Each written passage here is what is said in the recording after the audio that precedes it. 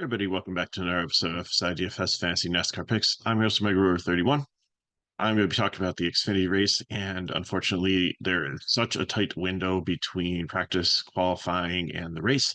I will not be able to do a video. I work in retail. I'll be working tomorrow, so we'll just take my lunch break quick. I'm going to have to look at the results and then come up with the final sheet.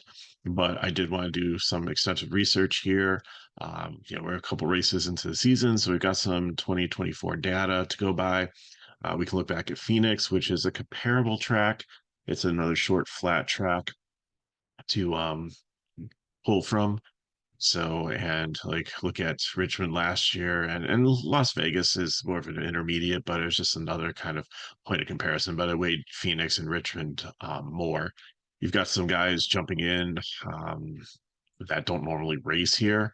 And I got no Cup guys here this week, some former Cup guys in the field. So it should be quite interesting. But I feel pretty good about this research and stuff that I did. And hopefully, as I talk through this, you can take some notes or refer back to it. I looked at what I had set up for the Phoenix race when we did have the data and stuff. And let's just talk about it and talk it out, and hopefully I'll help you with your builds. So, but just a reminder, if you go to the description of the video, you can join our FSI Discord. It's only $3 for one race, and for the weekend, it's like $5 for like the week. So I mean, it's not super expensive. And in there, you'll get the final update, and what the true chords, cash and GPP are going to be, and what the final plays are. But here, I think I did a pretty good job and have a pretty good idea, no matter who qualifies where. I mean, some of it I'll talk through the video. As in, if the person starts here, then definitely consider them. If they start here, don't consider them. But there's a lot of plays. I think it doesn't matter where they start in the field; they're still going to be solid for you. So let's get into it. So my model has a Sammy Smith getting the pole. I don't know if that's going to be the true or not. In Phoenix, how did he do? Keep on scrolling here, so not too well. There was just to remember, there was kind of a big accident in the beginning of or Phoenix at one point. So Sammy Smith wasn't bad. He started 16th, he got up to 9th. So I don't know if he's going to get the ball. I think he's an upside GPP play. The U Dominators and Orange are plays that I play in tournaments that have the upside to potentially be dominators, but I don't feel that they're like safe enough to play in cash. So Sammy Smith, upside dominator. Corey Heim, really like him in the Truck Series. I think he has a lot of potential. The Sam Hunt team is solid. It's just, it's like maybe like you have your tier one, and then they might be like tier 1A because they're an extension of Joe Gibbs and Toyota Racing Development. They put a lot of resources into the cars, and they're solid. Their setups are usually good. They have good pit crews and stuff, and bring in some really good drivers. So I think Heim is definitely one that be in consideration. I don't think he's going to qualify this high up. And Toyotas have been fast here in Cup and um, in these types of tracks so far this year in Cup and Xfinity.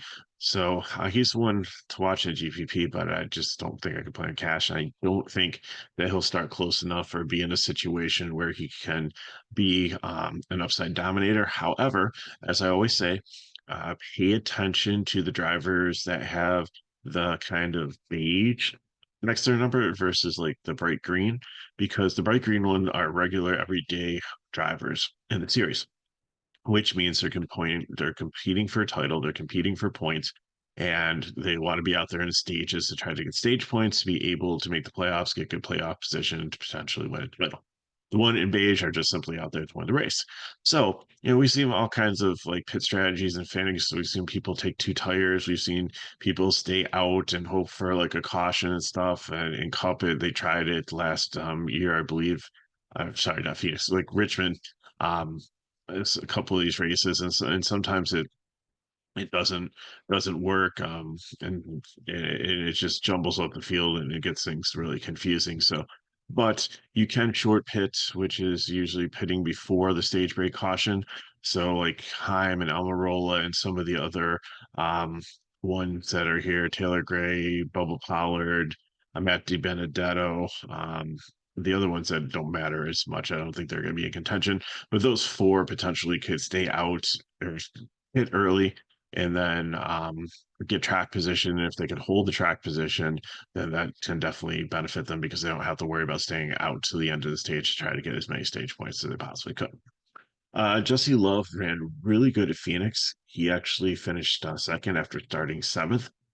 So didn't end up leading any laps, but I think he's got the upside to do so. So I think you consider him as upside dominator. Price has really gotten up there, but he's really as a rookie been solid to start the season. So I don't have any objections. That could be one of my favorite plays or like a core play, I don't think. Unless he looks really great in like practice or something, like really dominant, gets the pole them potentially, but I think you can consider him in your upside dominator pool.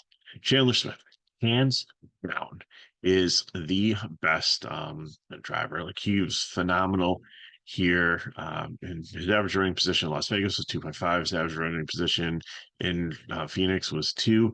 He won the race. He led 88 laps. Uh, he started second, so really good day there. And even last year he was dominant here too, but he had a different crew chief then. That crew chief, I believe, is going to be Van Gisbergens. Um, so, but still, his team. This is solid, fast car, good driver here. Um, Nothing but upside. Don't care where he starts in the field. He's going to be probably prime play in the first guy in my lineup. Sheldon Creed had a solid race here. Started sixth, finished third. I ran a pretty clean race for Sheldon Creed's. And our Gibbs car probably gets some good notes from like Smith here. So I think he's in our upside dominator. It's probably going to be hard to get these two 10K guys in your lineup, but there's enough value to support it. So if you want to kind of do like a Toyota Gibbs stack here, depending on how they look in practice and qualifying, then I have no issue with that. Just Creed, just remember, is he's calmed down this year. I'll give him that. He seems to be maturing as a driver, not running people over and forcing things as much. But I just kind of fear we're only a couple races in. Maybe the gloves come off at some point, but I think he's definitely in play. AJ Allmendinger, a colleague. Uh, how did they do? Were they one? Nope, they were in the wreck. Started 10th, finished 18th. Like nothing too exciting. I potential upside dominator here, but I think it would be probably lower on my list of upside dominators. I think I'd like, definitely like Smith and Love over him and Allgaier as I look at the board here. But I think he can definitely potentially be in play. But if I look at a lot of the metrics, he looks like he's most of my model has him ending up in the teens. So we'll just have to see. If he doesn't practice and qualify well, and he's starting like 15th, I think he's an even better play. Probably take the Dominator off him and maybe make him a cash play there. But if he starts in the top 10 someplace, he's going to be in dirty air. I don't know if he's going to be able to cut his way through and pass cars and get to where he needs to be to dominate and to pay off 9,700. Even though the finishing position is good, I really want a little bit of leading and stuff being that close to 10K. I'd try to just pay a little bit more, like 300 more for Sheldon Creed. Cole Custer, he led 61 laps. He was on the pole at Phoenix. So I think that at Richmond, he should definitely be one in your dominator group and consideration in cash play and potentially one to pair maybe with Chandler Smith if you're going with a two dominator build. Riley Hurst was really fast here last year, had ran into some trouble towards the end of the race, still had an average running position of fifth. Las Vegas looked good. Phoenix was okay. Um, is he one that got involved in the Riley Herbst? It started fourth, ended 24th. I think he had some kind of issue there, but like looked really good in practice and qualifying for Phoenix. So definitely another one that I'm going to consider. And the Dominator, I know, I think he and Custer really like the Stuart Haas team has really kind of figured something out on these tracks here in Xfinity, and I think they'll have a good setup and be solid. Justin Allgaier, most expensive guy here. I have him as an upside dominator. because like Justin Allgaier, if you look back and through the box scores, like he's been really good at Phoenix, but he doesn't have the same crew chief, and I think that really helps with the setup.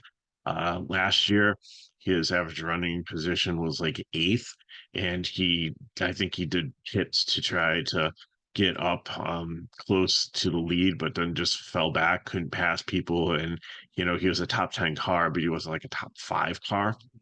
So even though his track average and everything, and my model has him like ranked number one here, you got to take that with a grain of salt because again, I think some of the data is skewed with some of the setups and stuff that he had.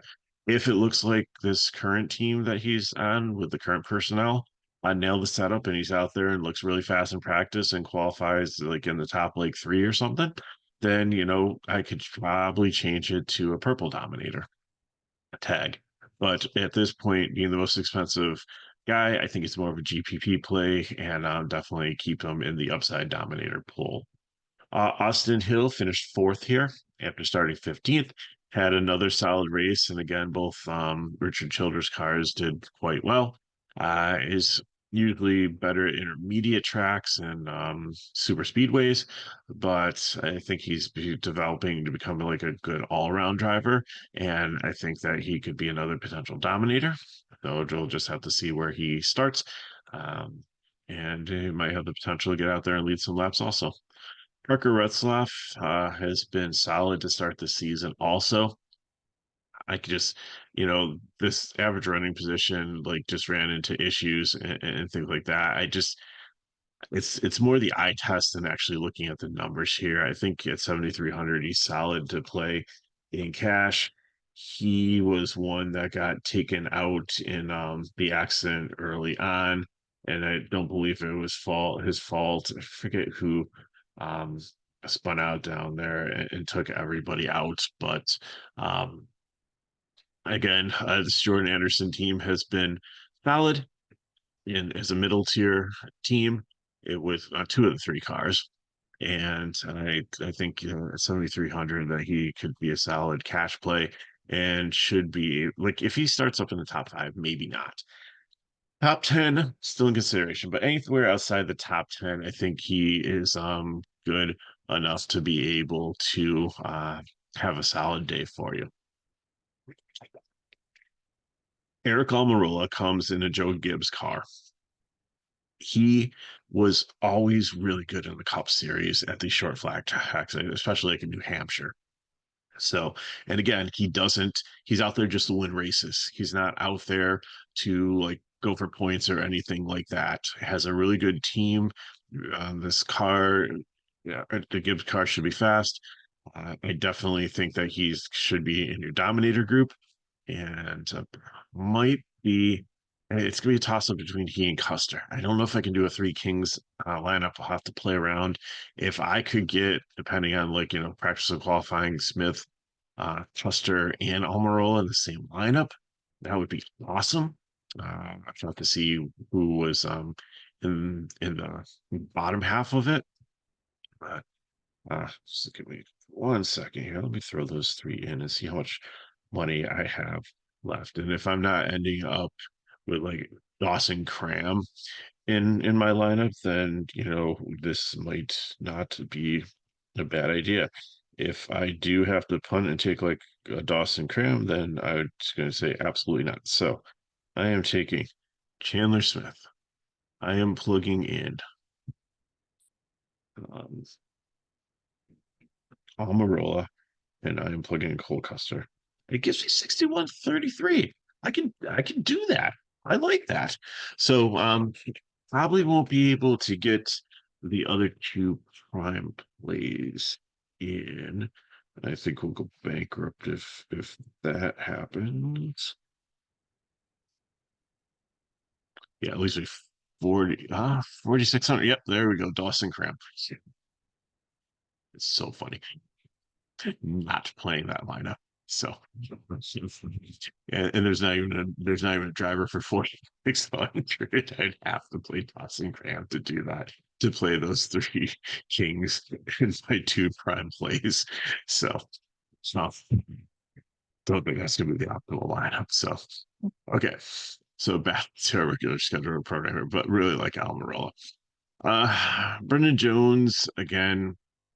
He's had some. I think he might have had Allgaier's crew chief last year for this race before he was out. The one that like helped him with the really good setups. And Brandon Jones, he's hot and cold. Like he's good at certain tracks in certain situations, and then there's other ones where he's just like um, mediocre.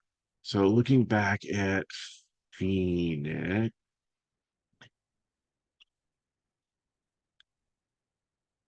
I don't even see where he ended up. Um, Actually, he ended up seventh. He started 11th, so that's okay. And GPP, if he's the last guy in, it's fine. But I just in this type of track, I just don't see the upside.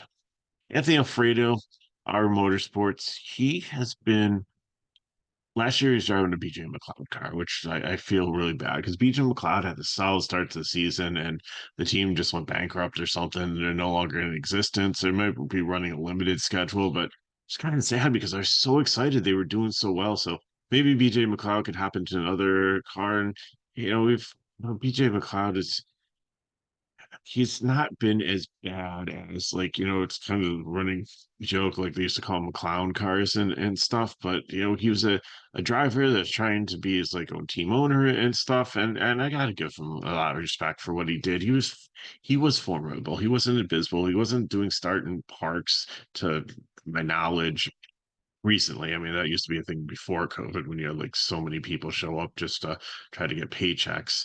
Like but anyways, I wish like maybe if there's like an opening in like one of these Gib cars or like I'd really like to see what he could do with like good equipment. That would really let us know. But anyways, back to Alfredo. Alfredo was driving for BJ McLeod last year and did okay with it. Now he's driving a much better team, our motorsports, and he has consistently been like sniffing like the top 20. He's having a solid season here. So I think he's definitely someone that you can consider, and I like him as a prime play at 6,800. I think that's a solid price tag for somebody who goes out there and he started 20th and he finished 10th at Phoenix.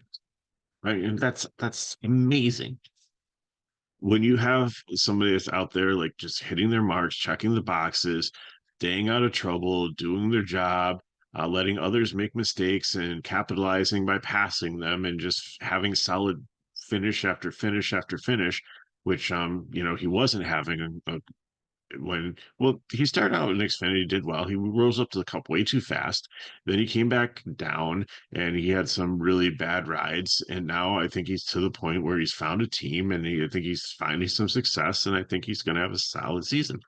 Might even sneak into the playoffs. We'll have to see. But definitely like him here as a prime play. Brendan Poole has also had a solid year. He is not in a junk car anymore. He's in an Alpha Prime. These Tommy Joe Martin cars are solid. Tommy Joe Martin was someone that we would play. TK and I, we used to do videos, would play week after week after week. They just got it. And it's kind of like the same situation as Alfredo. They go out there and just run clean races and be very affordable. And Poole is only 5,200 here and he ran really well also at Phoenix. Started 22nd, finished 20th. You might have been like, oh, he's starting too far forward. I kind of like, let me see what I did. I probably even fell for that. To Brendan Poole. No, I had him as a cash play. So, good for we're on it. I still feel solid on this. So like if you start 15th, I don't know, that might be a little bit, but anywhere 20th on back, Brendan Poole is definitely a cash play at 5,200 for me. Ryan Sieg, another solid play. Sieg has been good at these tracks. They have been for Fords, they have been solid here. No matter who's been in the cars at Richmond, they have brought good setups. They've got good results. You must have some good notes from somebody, maybe through like Ford. They're working with like Stuart Haas or someone on this. I don't know, like Sieg was always started out like as a really good racer. I mean, besides this stuff where he I think it was like the second or third race of the season, like 2 years ago, where Ty Gibbs was out there and Gibbs wrecked him, and Sieg was like purposely trying to stay on the track with his damaged car just enough to try to take out Ty Gibbs. When he came around, he completely missed and like ran into the wall. Since those days, they declined a little bit, but they have been solid. And I thought it might be a case where we see sometimes where somebody's trying to run a team and you have too many cars and you don't have enough resources to keep them all competitive. We see that in a truck series and some other times. Then teams start condensing and start losing. I think like on motorsports did that. They had like one solid team when um a few years ago, and then they moved to three teams, and it was just way too much, and they couldn't keep up, and cars were breaking down and stuff. And sometimes you see that when you have like too many, um, where you spread yourself too thin as a owner and have too many cars out there in Xfinity. But I think Sieg has been solid here. Uh, he has one, two, three, four cars in the field, and I think that he's probably going to be the best one here, and he's going to be a prime play unless he starts in the top 10. But maybe if he does start up in the top 10, he looks good in practice with qualifying. The prime might turn into a dominator tag. Like I, if that's potentials there. Parker Kligerman, I had him as a prime play for Phoenix, and he was okay. He started 12th. He finished eighth. He never got up there. I don't, depending on where he starts, like he has potential to be maybe an upside dominator, but I think that he's more just a GPP play. Same thing with Sam Mayer. Like there's so many other cars that I like that are a little bit cheaper. I really don't feel that I'm going to be in this range. We've had a terrible race at Las Vegas. Uh, it's he finished, he got an accident here, finished 34th after starting 21st. He's just had a really rough start to the season. So until I see some upside and stuff, I'm not going there. Haley Deegan ran okay here in the truck series, but he got into accident also in Phoenix. I just want to see a little bit more out of her in Xfinity Series before I start playing her in cash. And there's so many other great plays around her in her price range that's just going to be GPP for me. Jeb Burton has been solid, another Jordan Anderson car. Um, Definitely, like he was one of those guys in the R Motorsports. Um, Brett Moffitt was the one I was trying to think of before. They had a single car team and then they went to a three-car team, and I believe like Burton was one of them, and it just didn't work out. But now he's with Jordan Anderson Racing. He's having a solid season, and also probably one of the best ones that he's had in the last couple of years since he was in one of the upper echelon teams. And where did jump to? Where did he finish? He had a pretty solid day in Phoenix. No, he raced it. Maybe he didn't. Oh, no, he actually got in the accident too, so he finished. But I think he's at 6,500. He's another solid player that you can play in cash, 20th or down. Bubba Pollard is coming into the 88 Junior Motorsports car. Sometimes they have certain contests and stuff to get drivers in on this. I don't know if you won something to like win your way into the race, but he's noted as, okay, I'll read my note.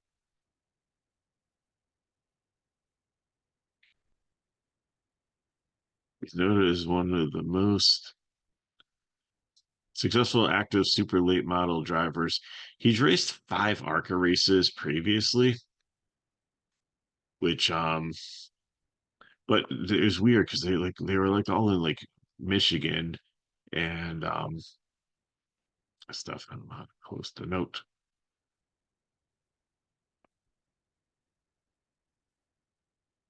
There we go. So he did race in the ARCA race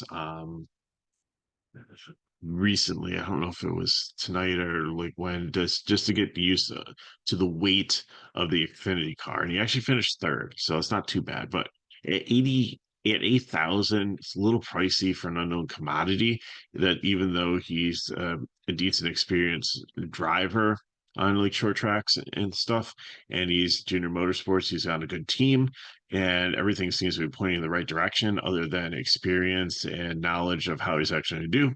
Watch practice and qualifying and make your own judgment. But I think it's a great GPP play where people ownership will probably be low because people have the same like um, skepticism that I do, that everything's going to add up and be like a smash play there. Like I said, things are pointing in the right direction, but that's not enough floor for me in cash. But GPP, I think I'm very interested. I'll probably have like maybe at least one share in a or two shares in a 20 max, 5 to 10%, just to see kind of what happens. Josh Williams, I have him as a GPP tag, and I know he struggled at Phoenix. He's got a lot going on. He just had a baby. But this is his type of track. He's a really good short track driver. So I, depending on where he starts, I might consider him in cash. And I know that, he said in that interview that I read that, the colleague is a lot different the way they set up the cars, and it takes and they don't really have like long practice sessions to get to figure out and get them dialed in like he used to on his old team. But the equipment is much better, and the team that he has behind him is much better. And he said that he was really like, he knew the baby was coming, so he had to get through that. And Coda, he's not the greatest road course driver, although he's had some success here and there. But he was really looking forward to the next 2 weeks in these short tracks. And so we'll see what he. I have listed as a GPP. If he starts way down, I think he could potentially be a cash play. Jeremy Clements has been solid at Richmond. Um, Always like him 6,300. I think he could definitely be in consideration for cash. How did he do it? Phoenix. I don't think he was like, you 15th. He started 10 place different from actual points. I'll definitely take that. So definitely someone to consider there. Taylor Gray, really like him in the truck series. He's having a phenomenal year. He's in a Joe Gibbs car, one of the all-star cars. He's projected really well just because of his truck series numbers at Richmond. But I think that if you look at that's going to inflate things. I think he can definitely be an upside dominator potentially here. Again, it's kind of like Bubba Pollard. We know he's a good talent. We know he's on a good team, but he doesn't have experience in this specific Xfinity car at this track. They don't have much practice. If it seems like he and Pollard, I think, are kind of in the same equation here, that if you look at them and they seem to be like dominant and really understand it and have a solid practice and are up there in speed and have good fall off and stuff, then I think maybe consider in cash. I put him as an upside dominator just because um, he's one of the truck series that doesn't have no issues going out there and leading, trying to lead races and get up there. Shane Ginsburg should have a really good crew chief. I believe it's Chandler Smith's. Um, Maybe not. Uh, but I forget who he ended up with, but it should be a solid one. But he's still learning in this series.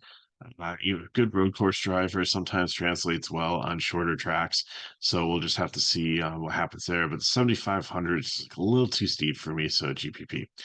Ryan Vargas, Jordan Anderson drove this 32 car a couple weeks ago and just like ran a couple laps and I think just kind of parked it. So I just kind of fear that this might be another situation like that. Ryan Vargas is not a great driver. Um, I don't think I'd be touching this car even if it's starting dead last, because I don't think it's going to make it all the laps, or it could find itself down quite a few laps pretty early. Wayne Perkins has been solid. Another Ryan Sieg driver here, 5,300. Um, Patrick Emmerling, not really interested in. He was involved in that wreck and might have been the one that caused it, finished dead last. I think I had him as a prime play potentially last time for a Phoenix. No, it was Ryan Ellis and Alpha Prime. So, okay, so I wasn't that crazy. SNS Greenlight is not that great of a quality team. They're one of the lower echelon ones. And again, yeah, fade. Dawson Cram, JD Motorsports, not really interested in. Leo Leland Honeyman has been solid to start the season. Also, I had him as a cash play in Phoenix, and I think he's definitely one to look at here. In Phoenix, he ran really well. He started 24th and he finished 11th. He ran a phenomenal race, and he's been really progressing well this season. So at 4,800, I think eventually you're going to see him probably like 56 or in the 6K range. So I am going to continue to buy low on him and use him in my lineups. Matt DiBenedetto is coming back, former Cup driver, was in the Truck Series last couple of years, mutually parted with Rackley, didn't really have a ride. Sieg's picking him up here. All his numbers are Cup numbers, and it just makes him look phenomenal. Plus, in the Truck Series, the last data we had, he didn't start very well, so that's why he probably has one of the highest point per dollars on the slate here, but I don't know if that's going to hold true. I think he's a really solid play here for Ryan Sieg. He'd probably be like the number two guy on the Ryan Sieg race. Like I take Sieg first, and I take Matt DiBenedetto second. Pricing's not bad here at 7,200, and I think he'll be very, very popular and could be one of the three highest owned drivers on the slate. And that's all going to depend if you have a bunch of guys like mess up in qualifying or so and starting like way deep in the field. Of course, they are going to have a super high ownership. But if that doesn't happen and the cream rises to the top and it's a normal qualifying session, no issues, and no really good drivers starting in the back of the field, I think Matt DiBenedetto is probably top three in ownership. 7,200, I look him as an upside dominator. Again, he's one that is not out there for stage points. He is out there to win races. So definitely helps him, and maybe he'll find like you know home here at Sieg Racing, and get a chance to rejuvenate his career. So I always did like him, and I was kind of surprised that he was replaced by Harrison Burton in the Woods Brothers. You're so close to winning a cup, like really really close. Um, but I'm excited to see him get an opportunity, and I'll definitely have some shares in the lineup. Kyle Sieg is probably the last Sieg that I put in. Doesn't run all the time. That kind of see the results, but if he starts in the 30s, he's probably going to end up in the 20s. He's got potential to get into the high 20s too. So I think he's definitely in play as GPP. Logan Bearden is another guy that's just coming in this week. Uh, I don't know why my boxes are so small. He's a road course guy who has run three races at Coda and finished in the high 20s. So he doesn't really have experience in Xfinity, like on short tracks or ovals or anything like that.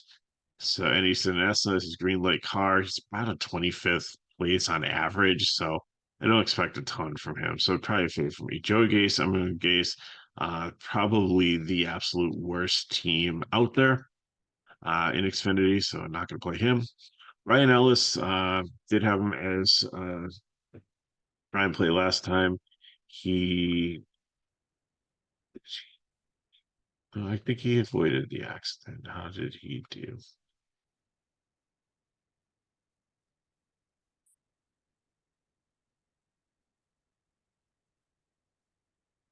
I started 30th and finished 21st. So, I mean, that's pretty solid. Nine place differential points. So, I don't know if he's actually in the optimal, but I mean, at 5,100, that's definitely something that we're looking for.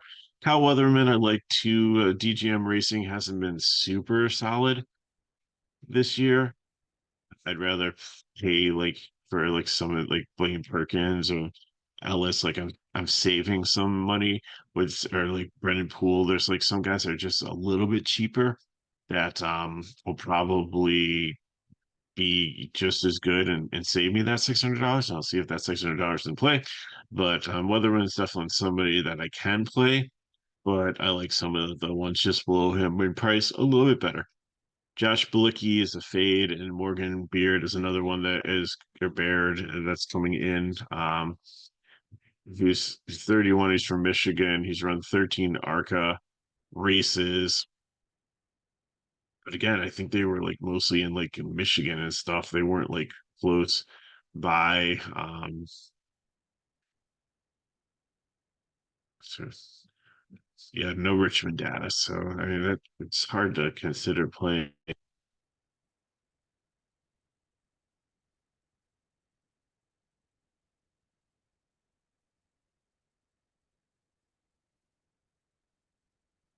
So just delete it.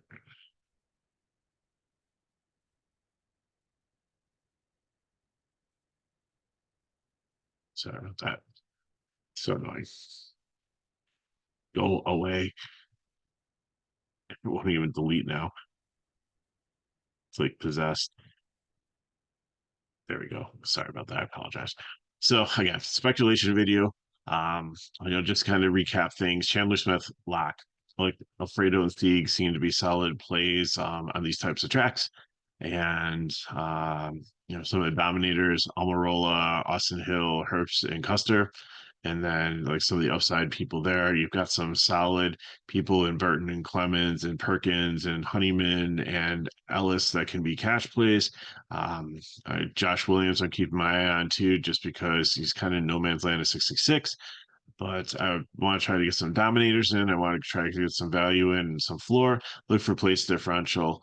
But you're going to need to try to find some dominators and just be careful with people that you pick too far in the back because it is a shorter track and they could get past and end up laps down rather quickly. So that's what I got for you. If you have any questions, put in the chat below. Hit me up at Megaro31 on Twitter, or formerly X, formerly on Twitter. Oh, man, it's so late. It's like midnight here. Formerly Twitter, now called X. As I said, if you want to get the finalized sheet and everything, just so you can sign up for FSi DFS. If you're not in our Discord, if you're having trouble, then if you do sign up, please, just put a comment in this video. Sometimes that's the easiest way to get a hold of me because sometimes like the things don't connect correctly or I can't find you to make sure that you're added to the room and I don't want you to miss out. So, if you're having trouble, usually what I'll do is we'll send an email back to you if you do sign up. So just check that. And if you're still having trouble, then just put a comment in this video of what your Discord name is. We'll send you a friend request. Just accept that and then we'll get you in. So, and again, $3 for the day, $5 for the weekend, not too expensive. And as always, if you want to help us back, if these videos help you, like, subscribe to our channel, share, defense. So, thanks for watching. I will do the cup video tomorrow night. Hope you have a great Easter weekend, and I'll see you next time.